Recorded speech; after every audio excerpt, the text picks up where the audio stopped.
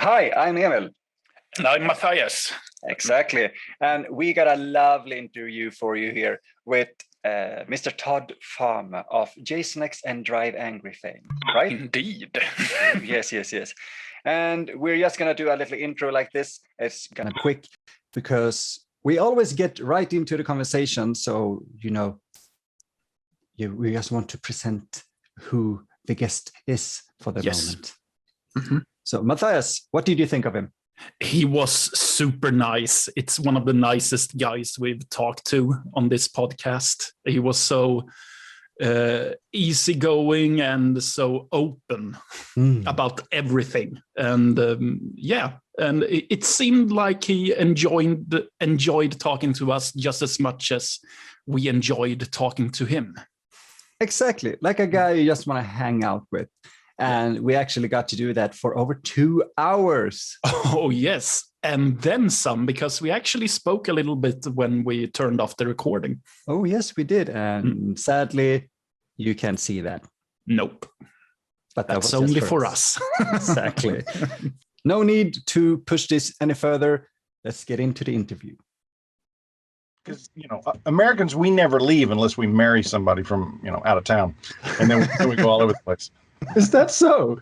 We didn't even know Sweden existed until recently. So Americans are close. I actually heard an American friend I met via Facebook that he thought that Sweden was one of your states, and really? I was like, yeah. I really tried to. No, dude, I'm on the other side of the Atlantic. He's like, what? It's all about us. Yeah, well, it's a big country. I can't really blame him for thinking that. I think he lives like in the heartland as well. So, right. Not seeing water, I guess, and not realizing the world is really big. Well, bless his heart. Oh yeah, I can't. I'm never upset at him. He's such a fine gentleman. Good. So fun to have you on. It's good to be here. Awesome. Actually began recording or started recording because yes, we like to have a very laid back style. Just we don't have so how was it to work with Nicolas Cage? How was it? No, we want to really we would like to have beers and just talk horror movies or whatever kind of movies and just have a great time. Well, it's 9 a.m., so I'm going to have a water. I think that's a good choice. So anyway, we are here with Todd Farmer. I told my co-host Matthias here that I consider you to be one of the 3 bold musketeers together with Derek Mears and Tyler Main. Ah, yes. So...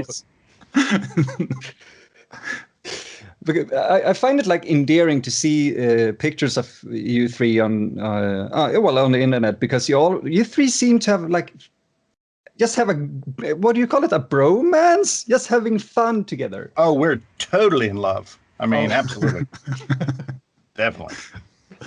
Yeah, we met ages ago when Lucia and I were writing Halloween 3D, and I knew Tyler's wife from working on a previous project together, and I was in town, and they said, "Hey, why don't you stop by?" And I did. I stopped by for like a drink, and then ended up spending the night. And I think around maybe midnight, we strolled over to Derek's house because Derek lived a couple of blocks away, and we toilet papered his house. And he got home, he was doing some comedy show, and so when he got home, he came over and we proceeded to drink more, and we've been kind of buddies ever since. Oh, that's like the best origin story ever. It kind of reminds me of how me and Matthias met because he vomited on my floor. Yep. Yeah. It's very simple. I think it was like at a friend's party, and we began just chatting about horror films, and all of a sudden we were only him and me at my place. Like this was a good night, and since then, it's been him and me. Yep. Excellent. That's great. Yeah. Are you guys local, like in the same area? Not anymore. We actually we live. What is it? 4 hours apart, I think, or something like that. Yeah, about 4 hours. We actually studied together, and like we never actually grew up together or lived in the same city. No, never have.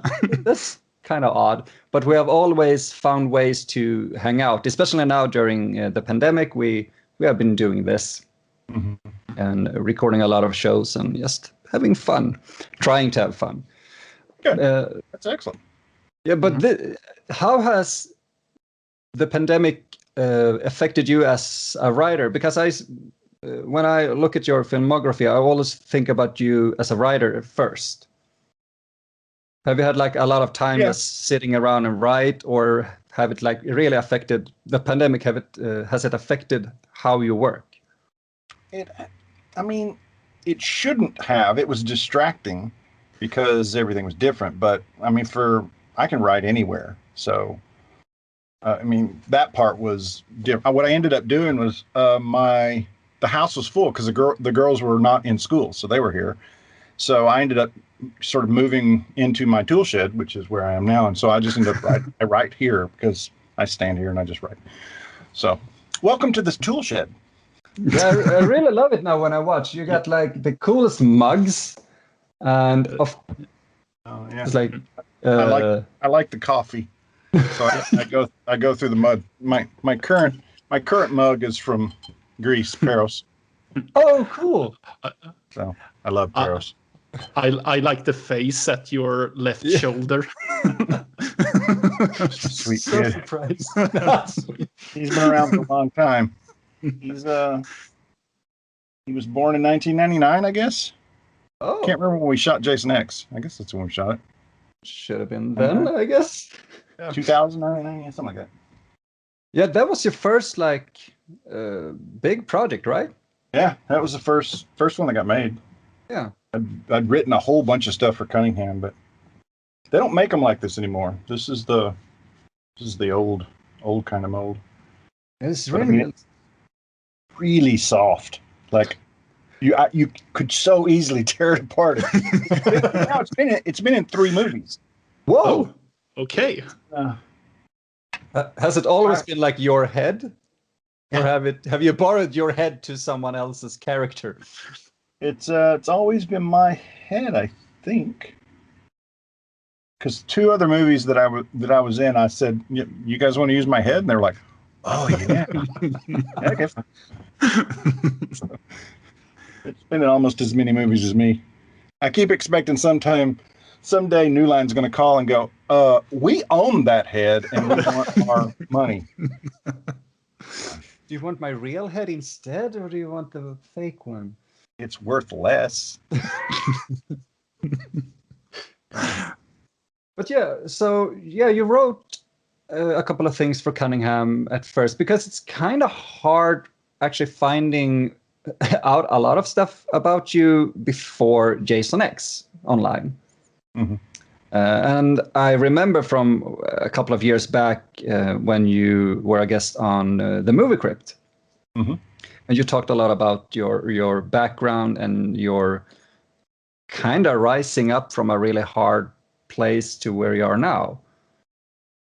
Well, like before Hollywood, or yeah, if I remember, it's a couple of years now, because I remember it being one of those inspirational stories. Yeah, I'm not that inspirational. You're thinking of somebody else then. Oh, no. Come on, you actually. I grew up in Kentucky, where nobody from Kentucky becomes big, really. No, that's not really the case. I mean, John Carpenter was in Kentucky for a while, and I have other friends that are out here from Kentucky, but it wasn't. You just didn't think about you would ever be a writer, or ever be in the movies, or there just wasn't something that happened to anybody around there. And so I ended up moving to Texas for a while, and then a friend of a friend had written the movie Major Pain, and it was coming out, and that was Dean Lorey who wrote Jason Goes to Hell. And the friend of a friend introduced me to Dean, and we chatted and talked about stories and stuff. And I wrote some stuff and showed it to him. And he said, look, if you're going to do this, you got to move to LA. And so I loaded up my old pickup truck and moved to LA and slept in a hammock for probably a month. There were the friend of a friend lived in Venice Beach, not on the beach, but lived here. And she had 3 roommates. So all the girls were in the house and I was outside in the hammock. And it's LA, so it was fine. It never rains. And so it was lovely. And then Dean introduced me to Sean because Dean had done Jason Goes to Hell, so he knew Sean. And so I almost immediately started working for Sean. I wrote a couple of scripts for Dean first, but then worked for Sean for 3 years. And at the end of that 3 years, we did Jason X. But I wrote a lot of stuff for Sean. I wrote tons of stuff. And nothing that really ended up being anything. No. I mean, at the time, Sean really didn't want to do horror. He wanted to do... I wrote a courtroom drama story about delinquent kids in Spanish Harlem. I mean, I was writing stuff I was really not equipped to write. I'm just a redneck from Kentucky. Throw me a knife and some blood, and I can write something about that. But don't put me in a courtroom. Barely even spell. Well, you did write The Messengers. I did. That happened. That's after I left Cunningham, and that was a crazy story in itself. Just because when it started, it was Scarecrow, and that was the working title. And in fact, he's back there. Oh, you can see him. Nice. That's so cool. So that was the original concept for the Scarecrow that was designed by Gary Tunnicliffe. Gary did all of our blood in Drive Angry and Trick and Bloody Valentine. So he's our effects guy. Yeah, because I just have to sidetrack there because Gary then directed one of the latest Hellraiser movies, right? Yeah, yes. I think he's directed a couple of them now.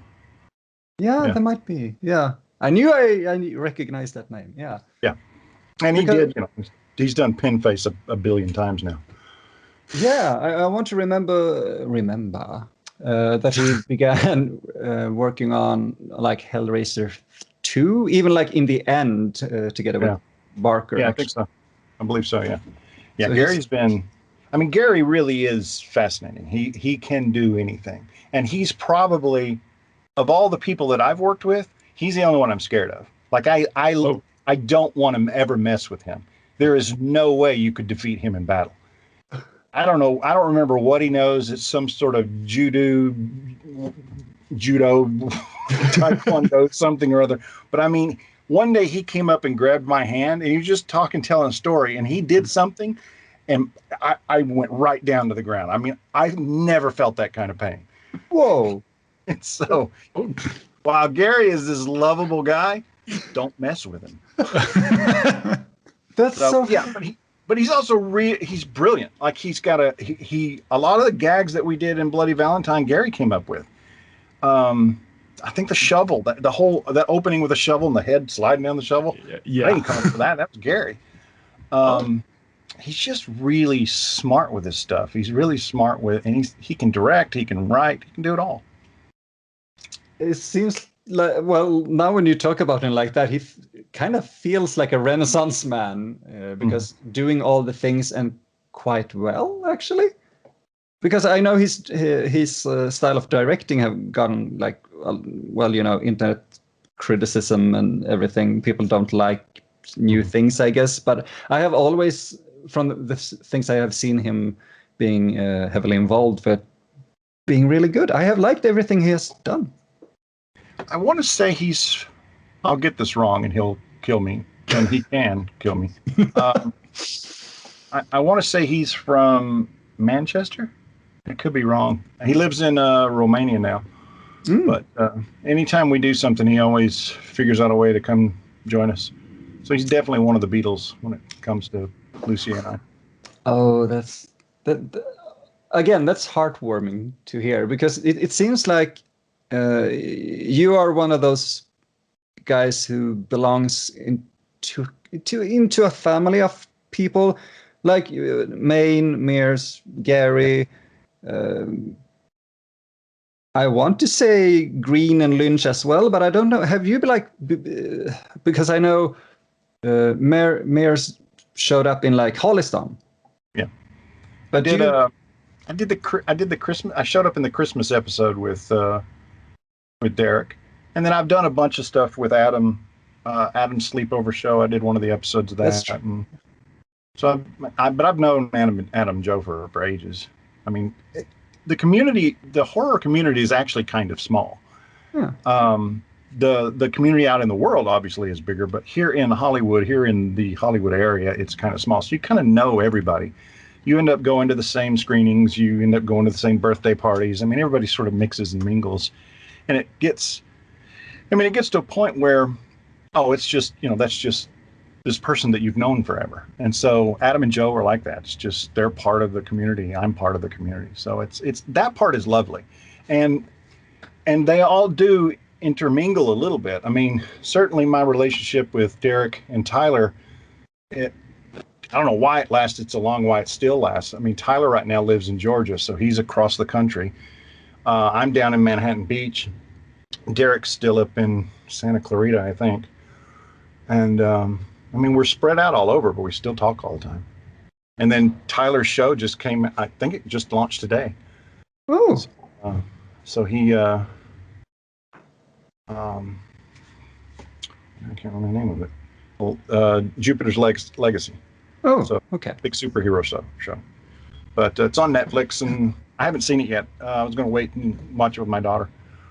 But I think it launched last night or it launched today. I don't remember which.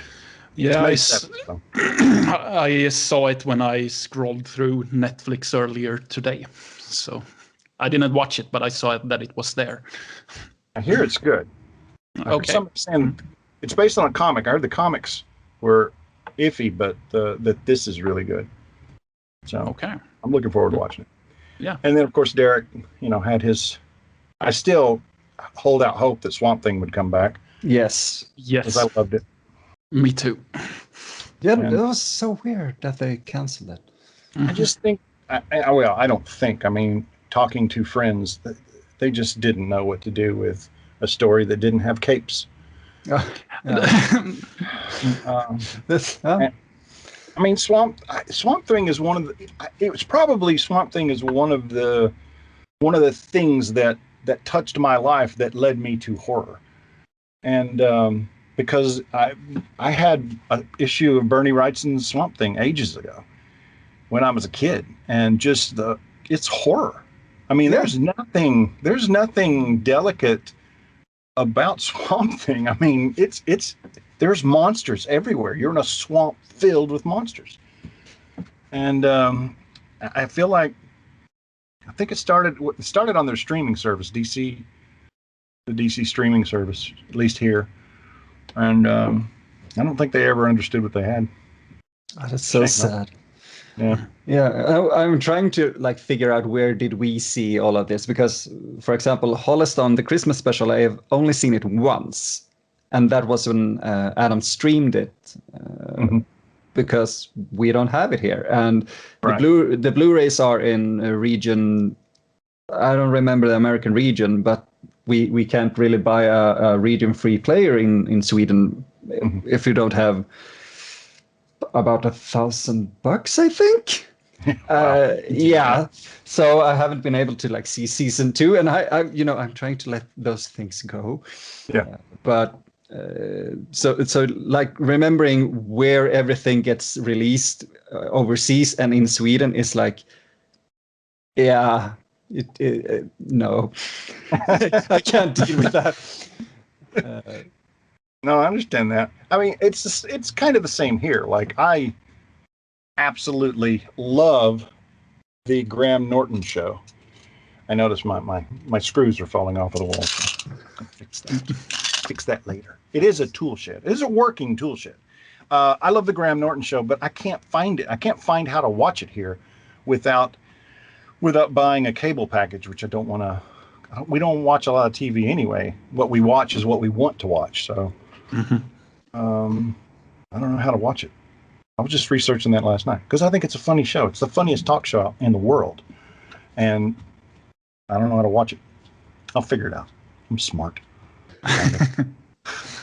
Well, we actually had that problem as well because we were trying to find like an official channel to one specific clip from Graham Norton. It was like region locked, or we just couldn't find it, so we had to like go to YouTube and just find someone's ripped version of it. It was just like one clip, and it never feels good, but it's there, and it's like 5 minutes. I'm fine. But so yeah, we I remember now the scarecrow in the background. Yes, the scarecrow. I got you off tangent. Sorry. No. I love we kind of love to have this kind of conversation. Well, I'm good at. That's perfect. We actually had Ben Rock on. Yeah. And he and I were like having a 2 or 3 hour conversation about everything. And in the end, we kind of figured that we can't release all this because he actually said that I said some stuff I really don't want out there. Yeah. So this is off mic, just like edit that out. And when I went through it, it was like, this is really interesting stuff, but everything was so like intricate in how the conversation was going. So I had to like just cut off an entire hour and just, and it kind of broke my heart because that first hour was so interesting. Yeah. But yeah, it was just, no. Yeah, but you ended up talking politics and stuff, if I remember correctly. Yes, and our editor-in-chief kind of wants politics out of it. So we very rarely can talk politics, but we are kind of left-leaning, it's just... So I'm not allowed to say Trump is an idiot? Oh, yeah, you can say that, because that's not even politics. That's just facts. That's just common sense. Yeah, right. It's like math. Yeah, exactly. So Scarecrow, yes. So I went in, like I called my agent because I was hungry, and I called my agent. And I was like, "Is there anything out there?" And she said, yeah, there's this Revolution Studios has this project. Everybody's gone in and pitched it. And, they just haven't heard anything they like. And I was like, well, everybody hasn't. So they sent me, and it was just a general meeting. So not a general meeting. They sent me to sort of tell me what it is they were thinking. And they were thinking The Shining on a farm. I was like, that sounds cool. And so on the drive back after that meeting, because then I was going to go home and figure out, whatever that my pitch would be. And on the drive home, I figured it out. And so I called him up and I said, can I come in tomorrow? So I went in the next day and I pitched him and got the job.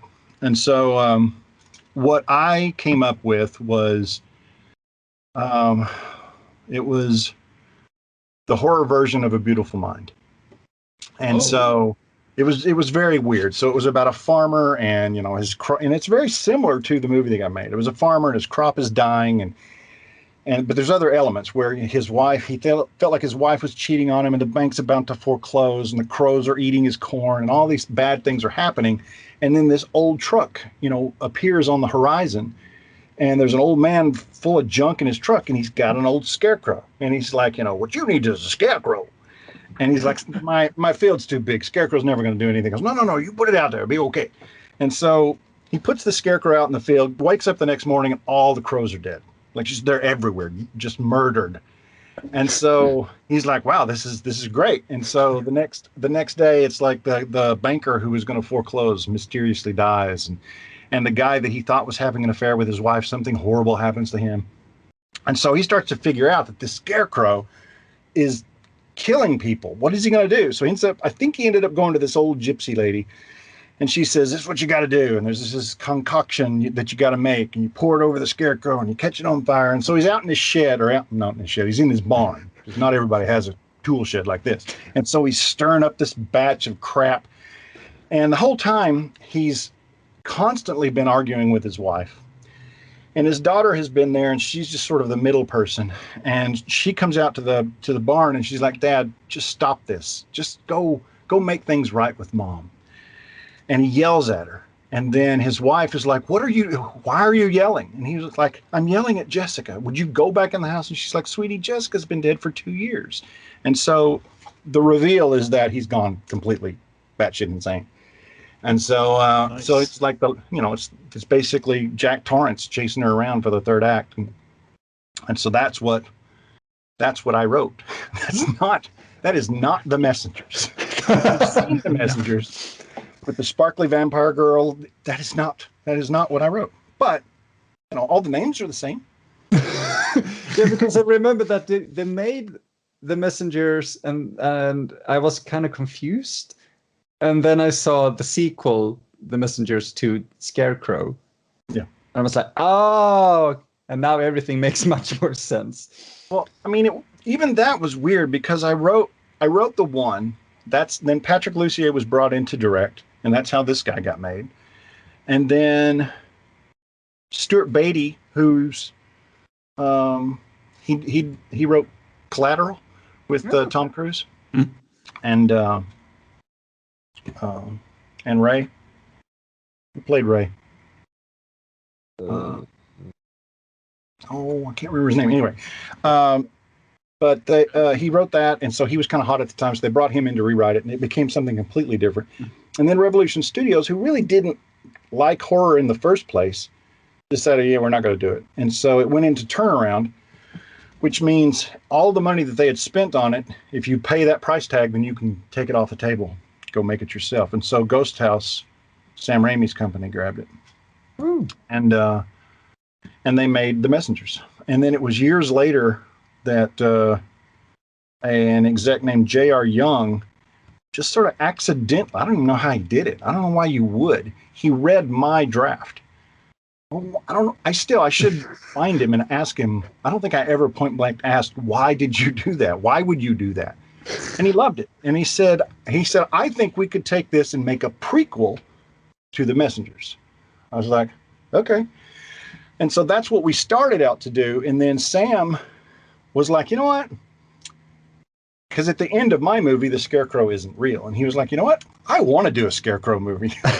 So we had to, play with it a little bit so that the Scarecrow was real, so that he wasn't completely insane. But we did. And so, but the fascinating thing was it was going to be a direct-to-DVD movie. Like, we knew this from the beginning. It was never going to be a big movie. The budget was nothing. I can't remember what it was, but every meeting that I had, and also the strike was looming. Oh, so can you hear the bombers? Yes. Yep. It's fine. Yeah, it's But the strike was looming, so everything was happening, and then Sam's company ended up cutting a deal with the Writers Guild so that during the strike I could still work. And but we were still rushing, trying to get meeting after meeting before the strike. And so I would drive into LA, and you would think that Sam Raimi would not be a part of a direct-to-DVD movie. He was at every meeting. He was there bantering back and forth, and it was great. I've been fortunate in my silly career to work with Carpenter and Wes and Cunningham. I mean, I've been in those rooms, and it's been a lovely ride. I'm sorry it's over. Oh, no. I think you are one of those writers. That's what I mean with like inspirational, because you come from doing some cool horror direct-to-video movies, and I think it kind of grows. You have evolved. Because I really loved Jason X, and then I have loved everything I've seen since then, and sadly it's kind of hard finding it in Sweden sometimes. Yeah. But and after, that's right, after Brexit it's going to be even more expensive, but we can try to live with that. You can't just drive over to Finland and grab a copy? I guess we could. Yeah. Let's make a road trip when the pandemic is over. Finland has it easier on finding Jason X either, though. No, I managed to snag a copy of. I have to show it, of course. Then I managed to find it in a used bookstore, and I was like, "Yes, I'm grabbing it, and I'm gonna hold it dear to my heart." Very nice. Yeah, was very satisfied with that one. And is it the right region at all? I think this one is like a British version, so it's a region 2 then. Yeah, it is. Region 2. Region. So, and it's like an older edition, and I love these old DVD editions. Yeah. They're just so much fun. Sometimes they actually had extras back then. Mm-hmm. And in Sweden now you really don't, because we got Hatchet 4. Well, Victor Crowley, because we named it Hatchet 4. And I was like, yeah, cool. I want all those extras. Nope. It's just a movie. Yeah, and that's I love the movie, but come on, I want to see because Adam has always put so much effort into his extras. Yeah. Like on the Frozen Blu-ray, there's like an hour or more when he's. I think you can actually see him working on digging up the marrow, like sitting in a corner in the cold and typing away, and it's just so much. Yes. That's the thing about Adam and Joe; they work all the time. They're always working. Like it's not like their day job is horror. Their life is horror. So, I mean, you go visit and it's like my tool shed, but much bigger with a lot more gore. Actually, when we have seen like his Aeroscope, during like his Scary Sleepover and everything, and it's like, I want to go there. This is like Disney World for a horror fan. It really is. I mean, and it's lovely. And you go into the bathroom and everybody's written all over the walls, and it's just, it's just one of the communities, the horror communities. They have. I think they'll both be remembered as horror royalty, just because they just live it. They live the life. I mean, I go out and hang out in the garden, and I got some strawberries. They don't.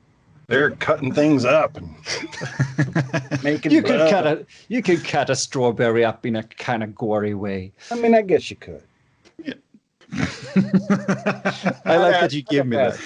Yeah, I'd have to ask Joe and Adam. So Joe, how would you cut a strawberry up in a gory way? Well, there's actually. I'm like, yeah, okay. Yeah.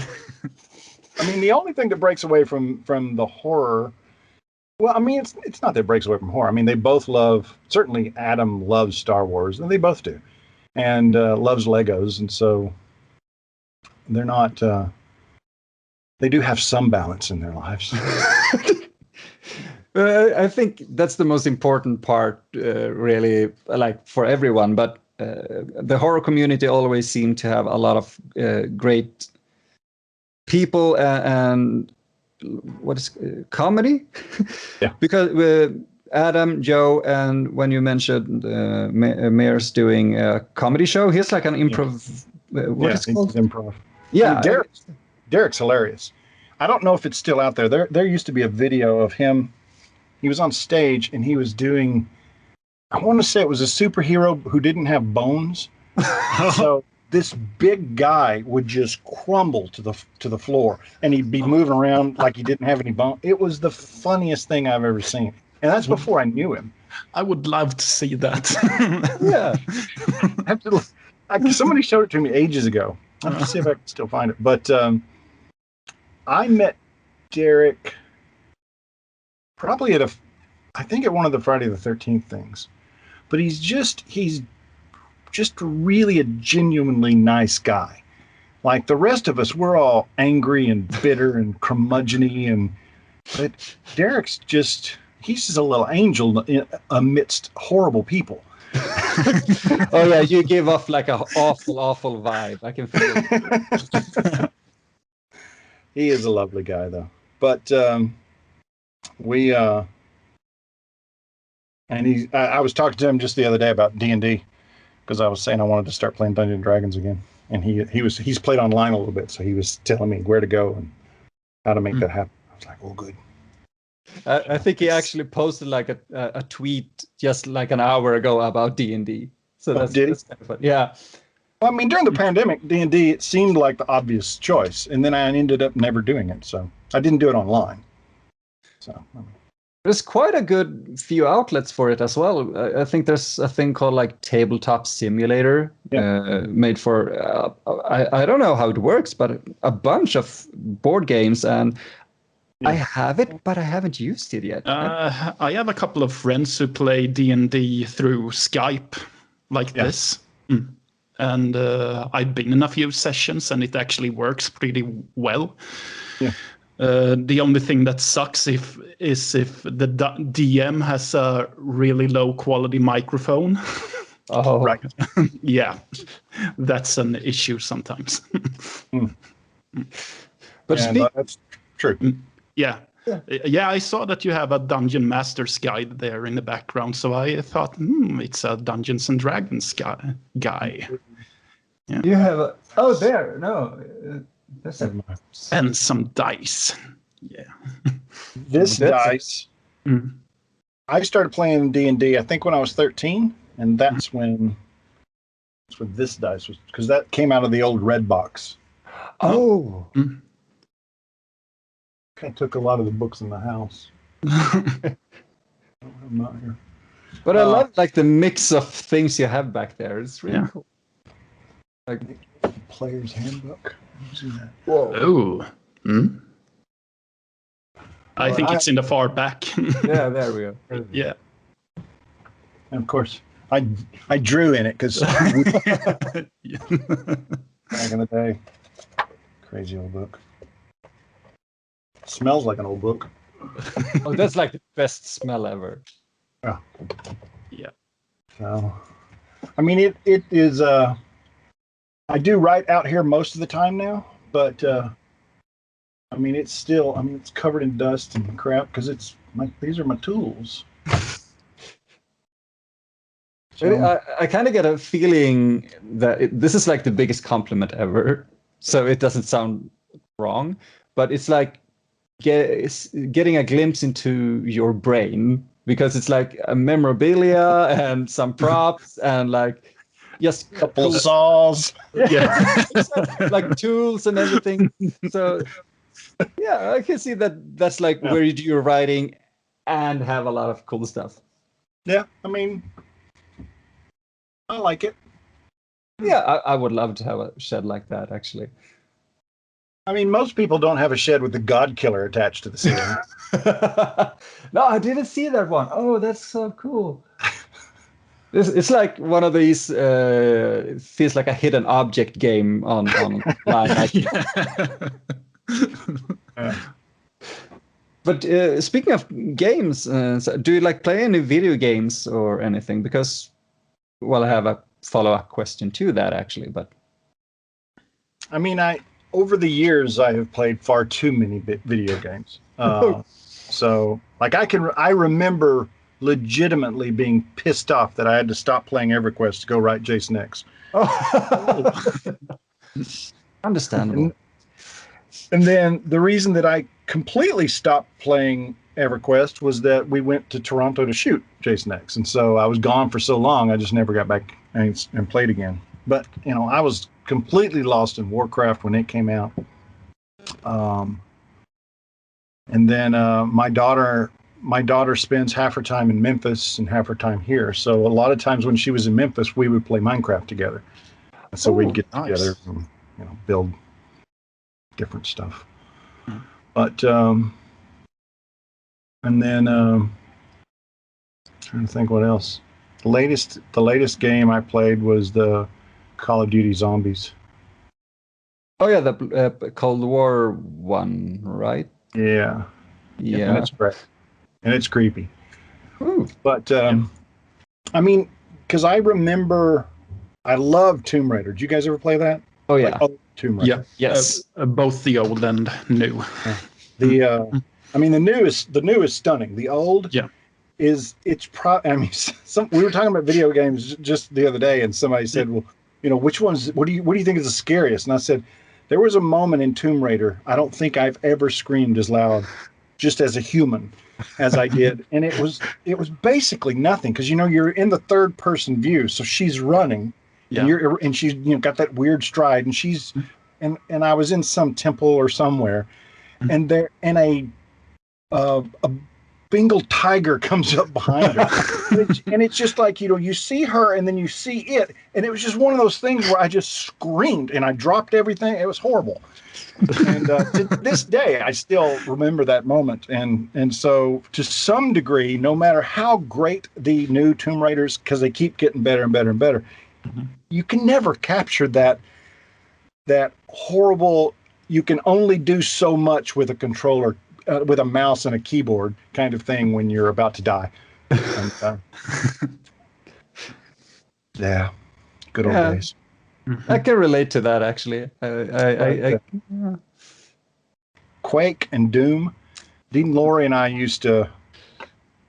The only thing I really spent money on was computers. So in my apartment, I had 3 or 4 computers networked, because this was back when, the internet, when you used it, it made high-pitched whistles and stuff. Really slow. So everything was networked. So friends would come over and we would have death matches on Quake and Doom. Nice. Quake 2 was, rocket launchers, and we wasted lots of time doing that. And the unfortunate thing was I ended up buying an Alienware. And I don't remember. It was like a $7,000 computer at the time, so it was really a stupid purchase. And whoever was playing on the Alienware, because it was a network, you just couldn't compete with that person. And so it was never fair. It was like whoever was on that was going to win. But it became one of those things that if you could beat the person on the Alienware, holy crap, you were a god. And so, yeah. Oh, you guys play? A bit. We actually do. Well, I haven't done in a while now, but we mostly do game reviews. Yeah. Oh, really? Yeah. Well, not me and him. We just talk like. We do reviews as well, but when we do this podcast, we mostly just talk about cool movies. Yeah. If we would translate the name, our podcast would have the most boring name ever, because it would be like the cult podcast. Yeah, right. But for the site we work for, I write more than Emil, I think, game reviews. So I review new video game titles for the site.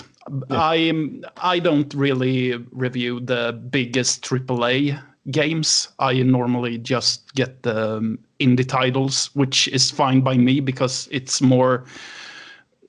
That's what I'm more interested in. Right. So, yeah. So, cool. Yeah, we do play a fair share. As soon as a retro shooter comes out, I'm like, I'm going to have that. I'm just going to spend my time with that. And I think I always get like criticized. Well, not criticized, but our editor's like, oh, fuck, why do you write like 6 pages? But well, because it's so fun. So I always have to like kill my darlings, just delete a lot of text. Yep. It's fun. Sometimes there'll be an old game that I'll remember, and it will... That's the only sad thing about technology being so awesome, is that you can't go back a lot of times. Like there was an old shooter, first-person shooter called Painkiller. I don't think it ever really took off. I think it got kind of a sequel, but it wasn't... But anyway, the first game was amazing. And I'd love to just go back and play that again, but I don't know. I don't know if it even exists to do so. It kind of does. because they... Yeah, there's a couple of like online platforms where you can buy like updated old games that works quite well on new. Really? Yeah, there's one particular site called GOG that like restores. They're like, I don't remember exactly where they're from, like Ukraine, I think. Poland. Because yes. they began their business with like cracking old games to work on modern systems in Eastern Europe. And they took that knowledge and actually turned it into a legal business. So now they take games like Painkiller and Quake and even older games actually and make it work on like Windows 10. It's like black magic. Yeah, I see them right here. All right, cool. Yeah. Excellent. Yeah, so if you want to play Painkiller someday, we could just set something up. It could be fun. I think there's like some co-op thing on it. I don't remember, actually. I just remember it being brilliant. I mean, granted, it had the shotgun and, but you also had a steak gun that shot steaks, a crossbow that shot steaks. Come on.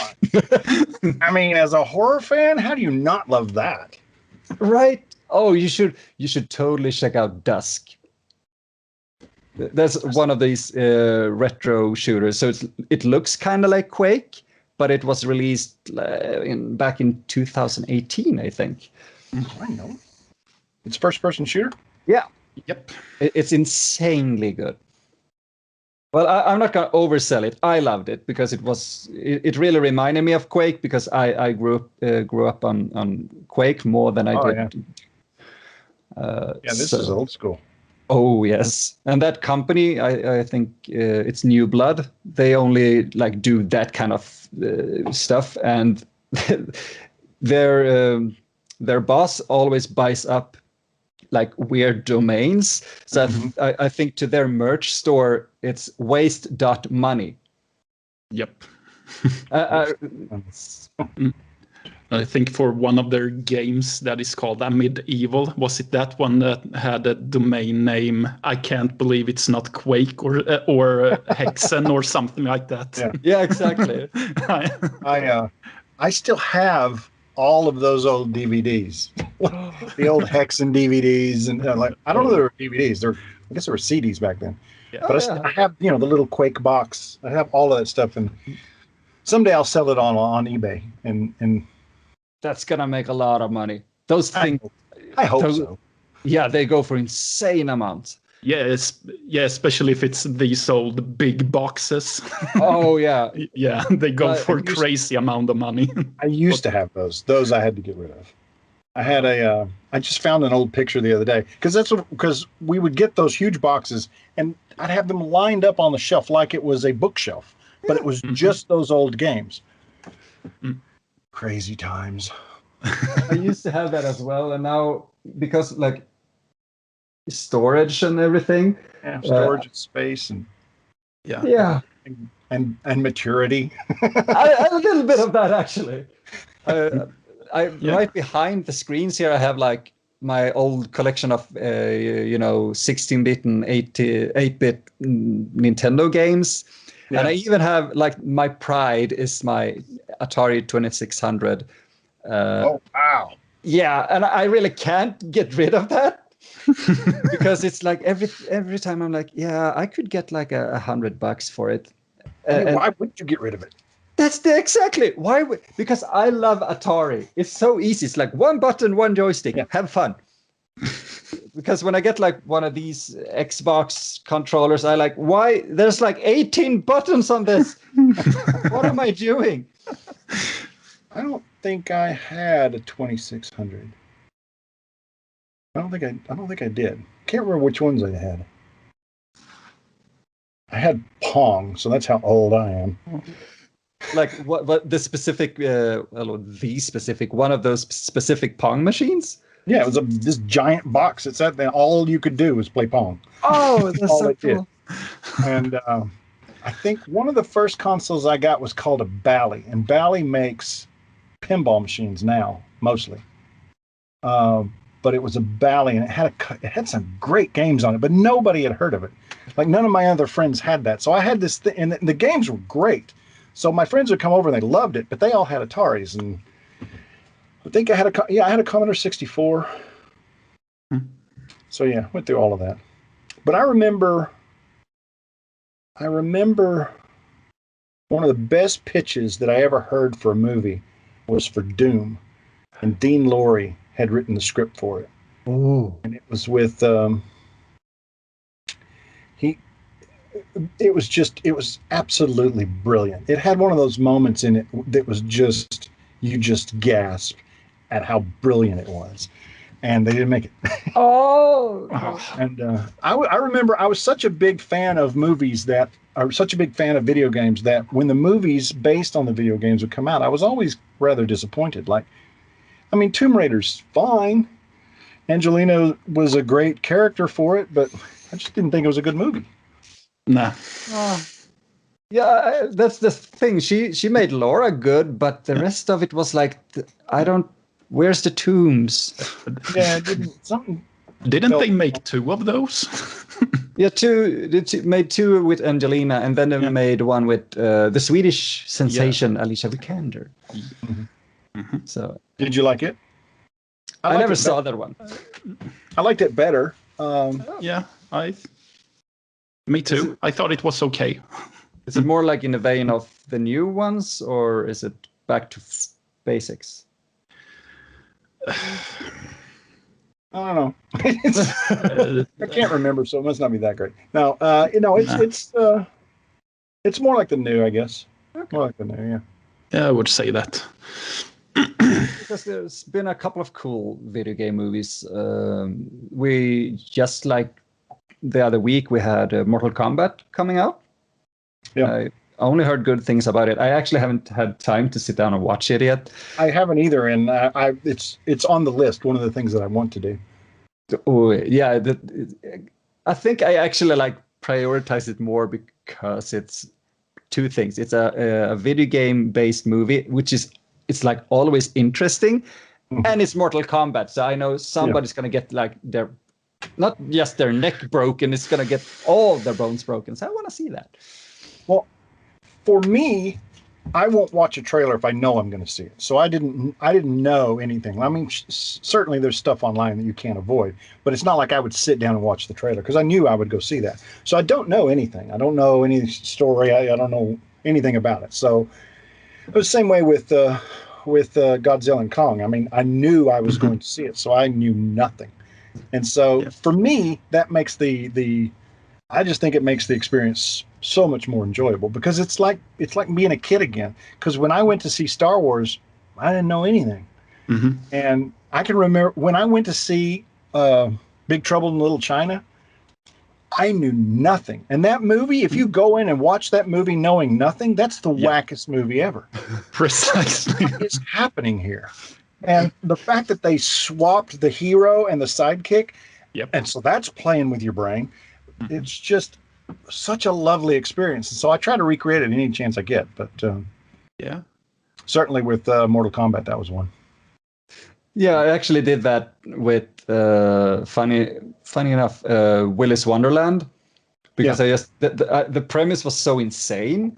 Yeah, and I saw like the poster and some stills, and was like, okay, this is like visually, it's so appealing that I just want to. It's so much color, I want to see it. And then hearing the premise, like, okay, it's Nicolas Cage beating up animatronics. I don't need any more explanation. Nope. Yeah, I mean it's like a Tuesday for Nick. It almost felt like it the way he played it, and that's the thing that made it so great. It's just stone-faced Cage doing his thing. Yeah. I loved it. He's a lot of fun. He really is. He's not like us. He's not mortal. When you reach that world of celebrity, you can't go to Target. I don't know, you guys don't have Target. You can't go to the grocery store. You can't do anything normal. And so he was the first celebrity that I worked with that I saw that. And I was like, oh, that's not an attractive life to lead. There's no anonymity at all. It's just a very sad. Like we went to Patrick, the director, Mike DeLuca, and Nick. We all went to dinner one night at the fanciest seafood steak joint that Shreveport, Louisiana had to offer. So, and there were a lot of white rich people, Southern rich people, and it was fine at first. You know, we're sitting there, we're talking, and you know, they bring in the appetizer, and somebody comes up and says, you know, Mr. Cage, can I have your autograph? And he was lovely. He was so gracious. He signs, and after about maybe 30 minutes, the main food hasn't shown up, and people are constantly coming up. I would say every 5 minutes, but about 30 minutes in, it starts getting heavier. And it's because they start getting drunker. So you got all these people feeling very entitled to Nicolas Cage. Oh. And, you know, this one guy comes up with his phone. He's like, "Here, talk to my wife. She don't believe you're here." And, I've never. I can't wrap my head around that really. It was surreal. Actually, it was very surreal. And so we ended up. I mean, it became the Beatles. It was just a mad rush of people everywhere, and he got really uncomfortable. He stood up and he was like, "So we should go, right? We should go." And we were all like, "Oh yeah, absolutely." And so we escorted him out where Bo was waiting at the truck, and Bo was this giant union driver who I'm still friends with on Facebook. And but Bo, you know, swept him out of there. But he had left his black American Express card, and so the three of us were just standing there, and so we were like, "Well, should we go get the food?" And so we went back in, and they had already boxed all the food up for us, because I mean they felt bad. The restaurant felt bad because they realized what they should have jumped in and made sure that couldn't happen, and they didn't. But so DeLuca took his steak and lobster, and Patrick took his steak and lobster, and I took mine and Nick's, and so we were sitting there. We were about to leave, and DeLuca said something like, I was like, "So what are we going to do?" And DeLuca's like, "We're in Shreveport, Louisiana, with Nicolas Cage's Black American Express card. We can do whatever we want." Once in a lifetime. That's actually a great premise for a movie. I know, right? Yeah. I think they ended up doing that, and they called it The Hangover. But oh yeah, that's right. Except in Vegas and not Shreveport, where there is nothing to do after 8 o'clock at night. But Nick's a lovely guy. He just bless his heart. I don't think living in that kind of celebrity is just nuts. Yeah, I don't think we can. Well, I certainly can't imagine that lifestyle at all, because I'm very introverted. Really, I like my privacy. I like my anonymity. I kind of get freaked out. This is like nothing really, but we released a couple of shorts via Trauma. It was like, yeah, really fun. Yeah, like a teenage dream coming true. And someone wrote to me on Facebook and were like, "Yeah, I saw your movie on whatever, and I liked it. Are you doing something else?" And it felt, I almost felt, I don't know, not invaded, but it felt like something came from outside into my private life. Very no, I totally get that, and I still feel weird about it today. Like even on this, you know, when we talk about, well, he's done this and he's done that about me, I'm like, I still feel weird about that. I didn't come out here. I wrote because I couldn't not write. I just wasn't good at anything else. I always told stories. And so my dad, in his only smart thing he ever really said, was that, if you do something you love, then you'll never feel like you're working. So I love writing and I love telling stories. And so, but I get that. Like during the pandemic, we, or I guess right before the pandemic, we planned on refinancing and, taking advantage of interest rates and such like that. And so we had a guy come through during the pandemic, and I had been fixing things up around the house. And we're all wearing masks. And this guy comes through, and this never happens to me, by the way, what's about to happen, especially in a mask. And so the appraiser is coming through, and he's looking at the house, and he's doing that. My sprinklers just turned on. Oh, and he said, "You're Jason X." And I'm like, he goes, "My Bloody Valentine." Oh my God. Oh. And so, he turned out, he was a huge horror fan. Absolutely huge. He'd seen, he starts telling me things about me because he'd watched podcasts where I'd talked about stuff.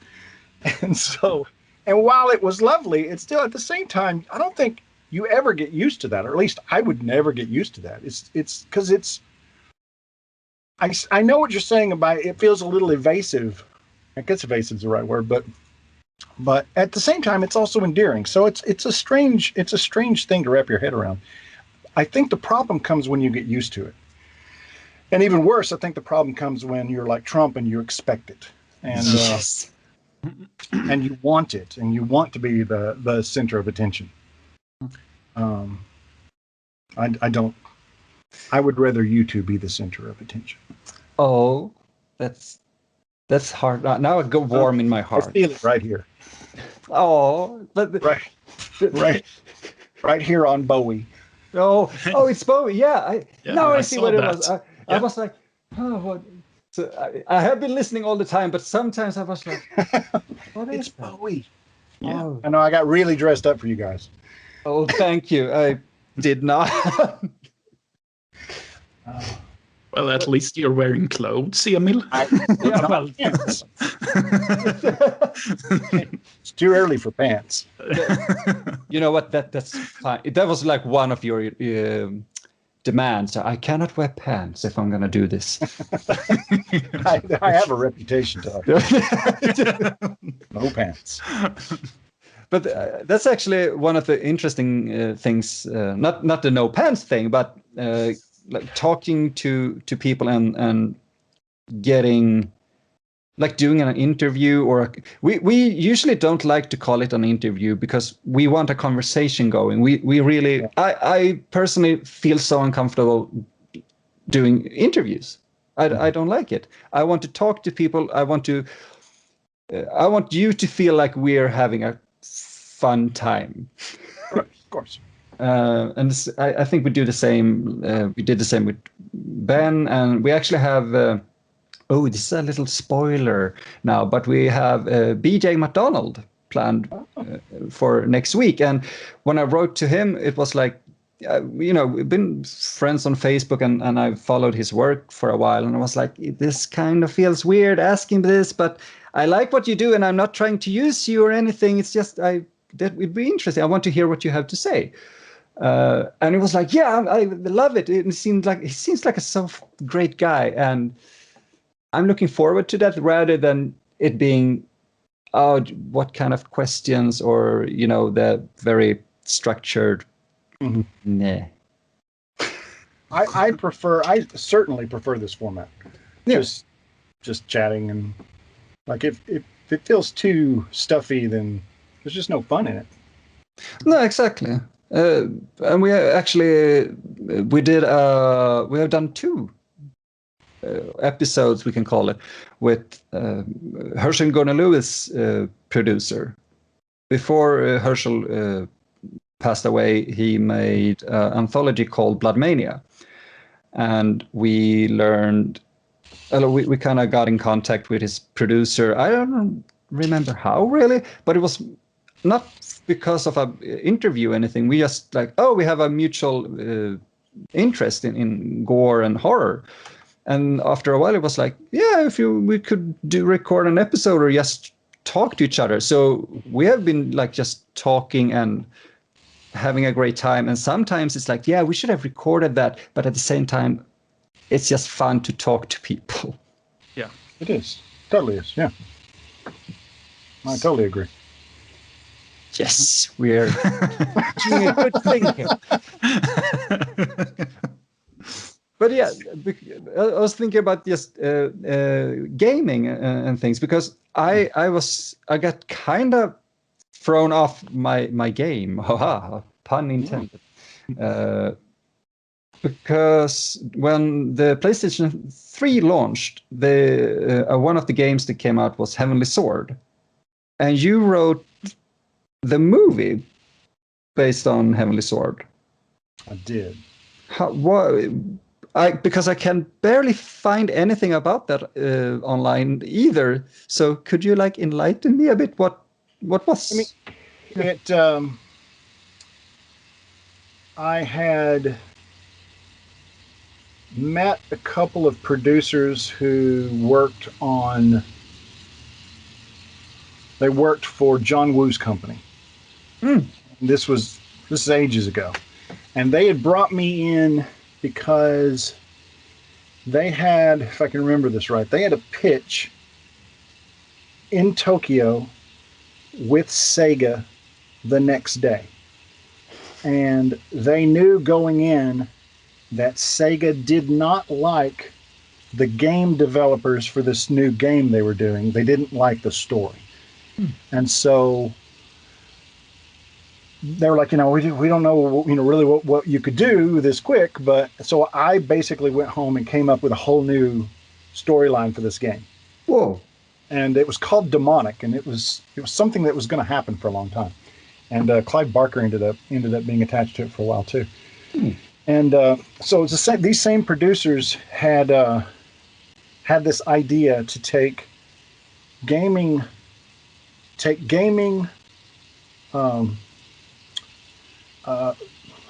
like the programming, the gaming. I forget what they called it. Development.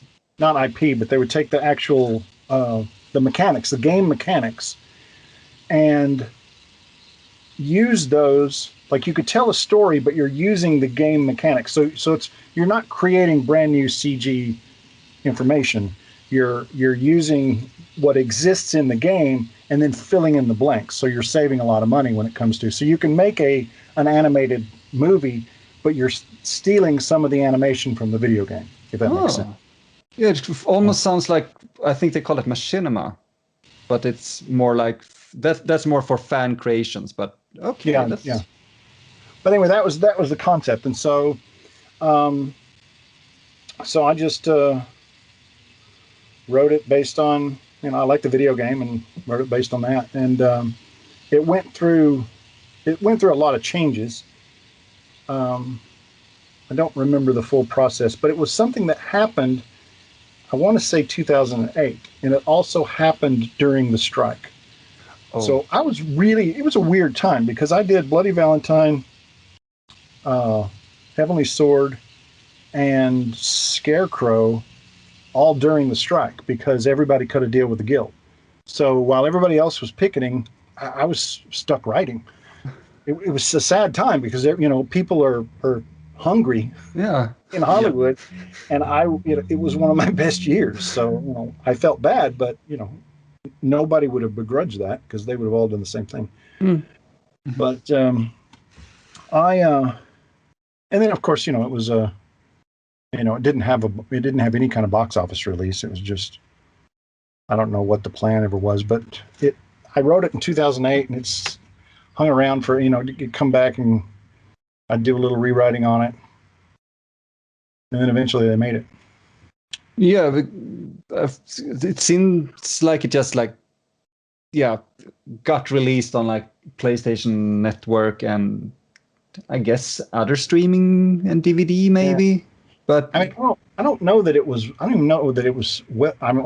Most of my friends don't even know I did it. No, I was. Yeah.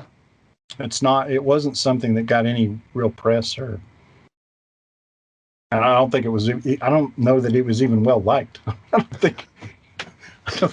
Just one of those glitches that I liked it. I enjoyed it. I liked the story a lot. So I enjoyed working on it, and it was also nice to. I love horror, but I love writing. I love telling stories, so I don't have to just tell a horror story. I can tell any story. And my first love was fantasy. So this, certainly is a fantasy. I mean, I grew up on Star Wars, so of course sci-fi and fantasy was a part of my life, and Dungeons and Dragons. So yeah, to get a chance to work on something like that was absolutely a dream come true. It was wonderful. And there was a time that I did the same thing with the big game, Chronos. God of War? God of War, yeah. Did the same thing with God of War. It didn't get made. But I wrote a screenplay based on using, I can't remember, one of the video games using their mechanics. That was the plan, but it never moved forward. Oh, that's like, that was one of my favorite franchises on like the PlayStation 2, so I would have loved seeing you do that, actually. Yeah, it would have been nice. It was, I remember it was a fun story. It was fun. It was a fun character to play with.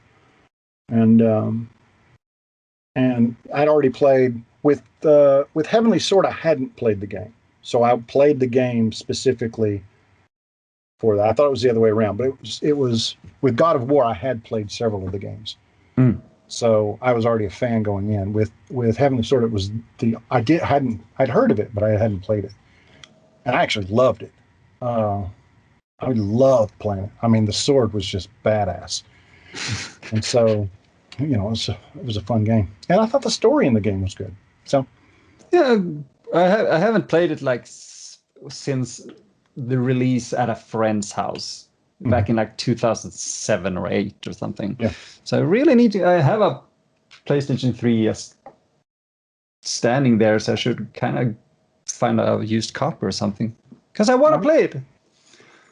I haven't played it or seen the movie in forever. And it's one of those things where when you're working on it, like I forget, I no longer remember what's mine and what's the game.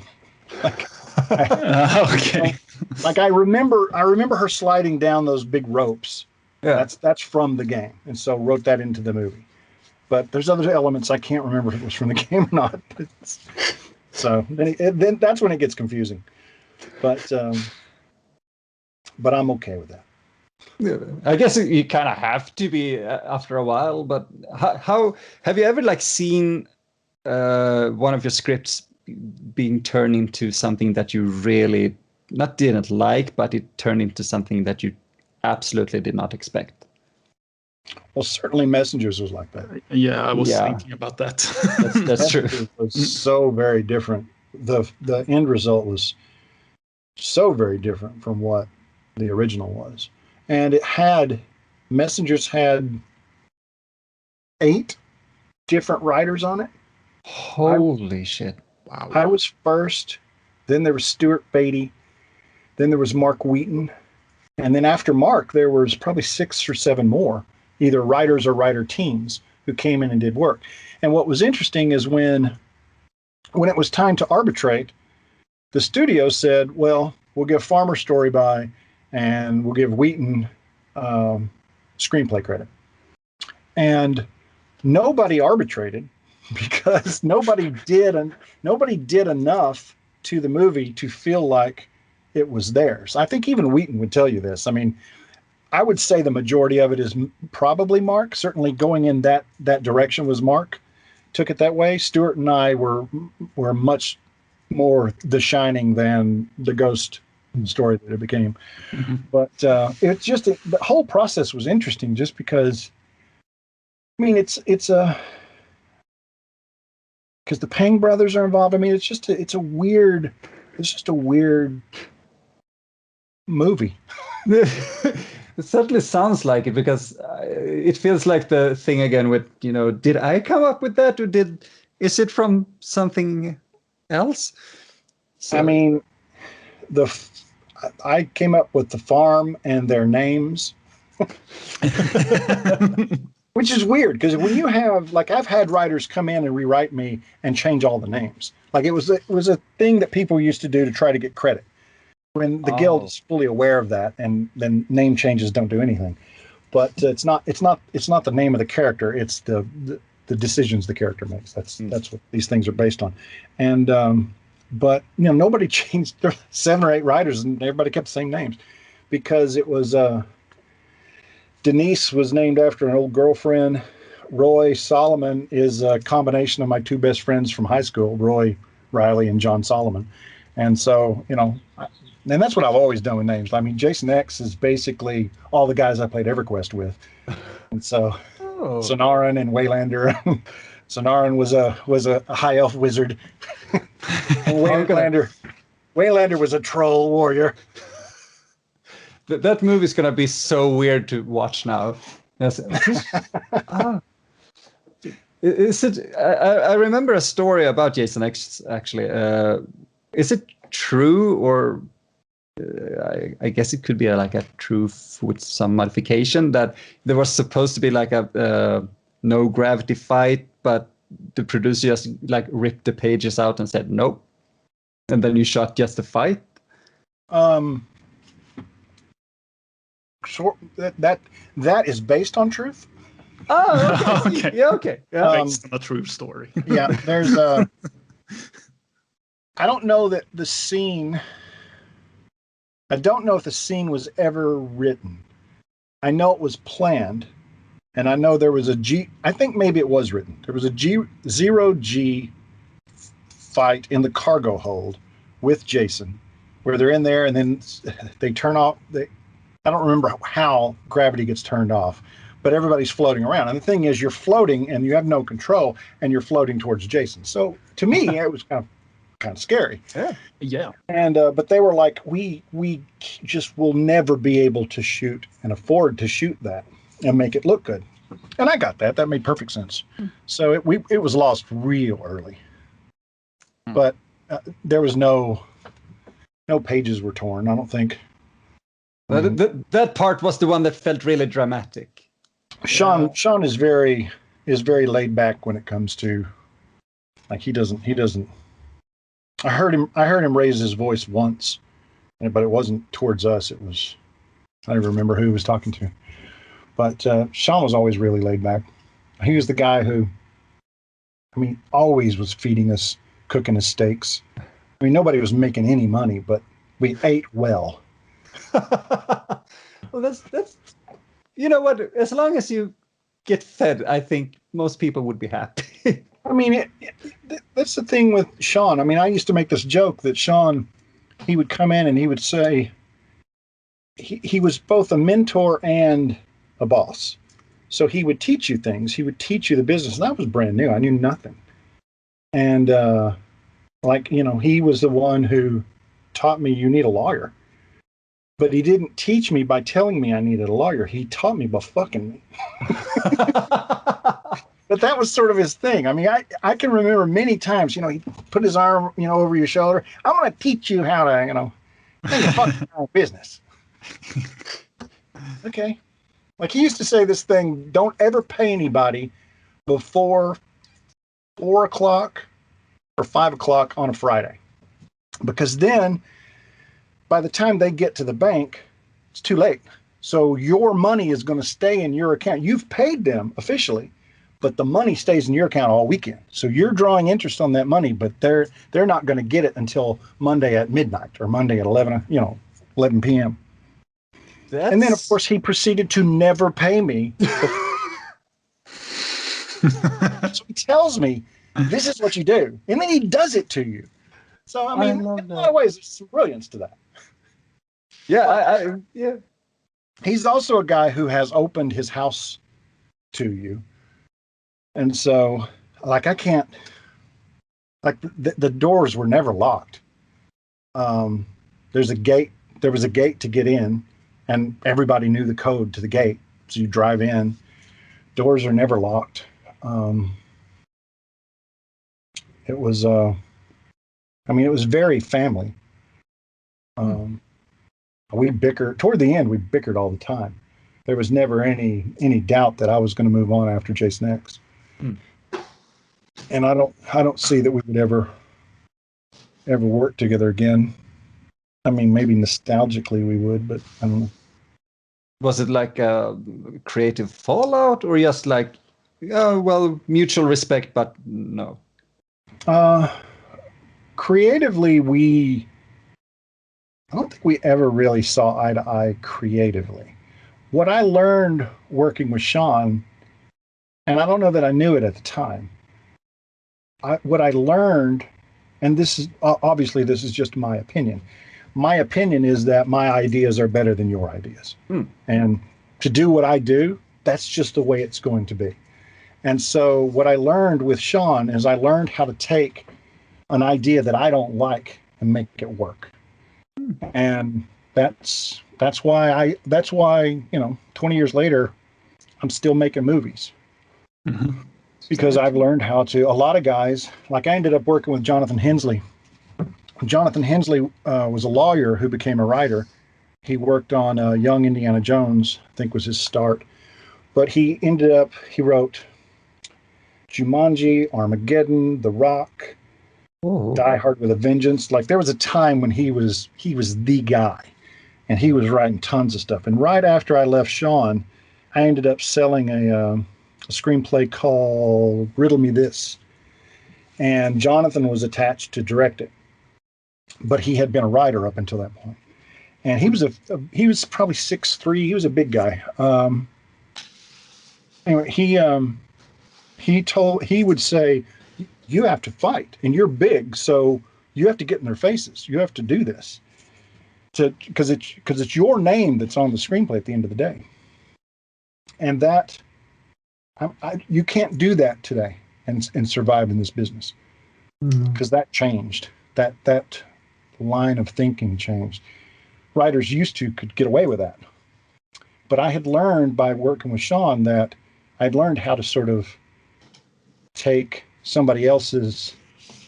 I learned a couple of things. I learned how to take an idea that I thought was bad and make it work, but I also figured out how to take my idea and make you think it's yours. Which works even better when you can pull that off. That's very true. Everybody wins. I actually did a shoot not too long ago. I kind of didn't want to go on it because me and the director, we have respect for each other, but we work in so different ways. But the cinematographer wanted me there because we have done a lot of things together. And that was one of those times where what do you say? I like bide my time. Just bit my tongue and then did what I could with the ideas I didn't like, and just tried to make them work, because in my humble opinion, they wouldn't have worked at all. Right. But just taking like a scene that really had no place, no right to be. I'm just getting upset when I talk about it. But, we made it work. That's the thing. And I have seen like a work print of it now, and I can say with some pride that those scenes where I took the idea and managed to, well, I know how you're thinking, director, and I think that's a good idea with the thing I'm really trying to tell you that you should do. Wink, wink. And those scenes works. The others don't. And it's just basics, like it comes down to inserts and everything and pickups. Oh, I'm not even, yeah. Oh, I'm getting upset. So it's really like adapting and surviving. So that must be, not being able to do that today must really, like, I don't know, throw a wrench into the creativity. It changed. I remember the change. And again, I know guys who started in the business same time I did, or before, or right after, and they're gone. And it's because they never figured out how to adapt and how to change with the business. I know guys who are far more successful than I am, and they can be a little more bold in the room than I can be. So certainly success, Quentin Tarantino can get away with stuff that I am never going to get away with. That's just a part of life. So if I had a foot problem or a foot love, you probably he can have a foot love and it's all great. Yeah. But yeah, I mean the business changed, and I remember there were writers who were coming in and they were willing to work for less, and they were willing to do whatever the executives wanted. And so I was lucky that I had worked with Sean, so I'd figured this stuff out because I was able to stay employed to some degree. I mean, I always had one job a year, and that one job would pay enough that it would, refill all the coffers and pay the debts off, and I could survive. And there were only a couple of years where that didn't happen and things got tight. But for the most part, I stayed working. Yeah, it seems like actually I've done projects that you would like to do, or because you did Trick with Patrick. Yes, Lucia. We did. And I'm not gonna go through everything right now, but you two are you have done a couple of things together, right? We did. We met on Messengers. Oh, yeah. And we worked on a lot of things that didn't get made.